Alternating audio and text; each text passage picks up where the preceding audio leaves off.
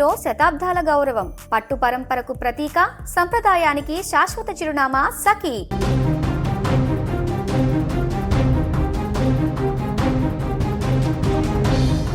మండిపోతున్న ఎండలు, ఉక్కిరిబిక్కిరి చేస్తున్న ఉక్కపోతతో అల్లాడిపోతున్న తెలుగు ప్రజలకు వాతావరణ శాఖ ఒక తీపి కబురు అందించింది. ద్రోణి ప్రభావంతో అటు ఆంధ్రప్రదేశ్, ఇటు తెలంగాణ రాష్ట్రాల్లో రానున్న 3 రోజులు వాతావరణం చల్లబడనుంది. అమరావతి వాతావరణ కేంద్రం తెలిపిన వివరాల ప్రకారం ప్రస్తుతం దక్షిణ అంతర్గత కర్ణాటక నుంచి తమిళనాడు మీదుగా మన్నార్ గల్ఫ్ వరకు సముద్ర మట్టానికి సుమారు 0.9 కిలోమీటర్ల ఎత్తులో ఒక ద్రోణి విస్తరించి ఉంది.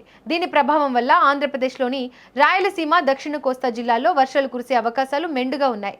నేటి రాత్రికి అక్కడక్కడ తేలికపాటి నుంచి మోస్తరు వర్షాలు పడవచ్చు. అయితే ఈ వర్షాలతో పాటు గంటకు 50 నుంచి 60 కిలోమీటర్ల వేగంతో ఈదురుగాలులు వీచే ప్రమాదం కూడా ఉంది. అంతేకాకుండా పిడుగులు పడే అవకాశం ఉన్నందున ప్రజలు చెట్ల కింద ఉండకుండా జాగ్రత్త పడాలని అధికారులు హెచ్చరిస్తున్నారు. శుక్ర, శనివారాల్లో కూడా ఇదే వాతావరణం కొనసాగుతుందని, వేడి తేమ వల్ల కలిగే అసౌకర్యం వల్ల కొంత తగ్గవచ్చని అంచనా వేస్తున్నారు. ఇక తెలంగాణ విషయానికి వస్తే హైదరాబాద్ వాతావరణ కేంద్రం కూడా వర్షాల సూచనను ఖరారు చేసింది. మహారాష్ట్రను ఆనుకొని ఉన్న తెలంగాణ ప్రాంతంలో సముద్ర మట్టానికి 3.1 కిలోమీటర్ల దూరంలో ప్రతిచక్రవాత వలయం ఏర్పడింది. దీనివల్ల రాష్ట్ర వ్యాప్తంగా పలు జిల్లాల్లో రానున్న 3 రోజులు వాతావరణంలో మార్పులు చోటు చేసుకుంటాయి. భారీ ఎండల నుంచి తాత్కాలిక ఉపశమనం లభిస్తుందని, కానీ ఉష్ణోగ్రతలు మాత్రం పూర్తిగా పడిపోవని అధికారులు చెబుతున్నారు.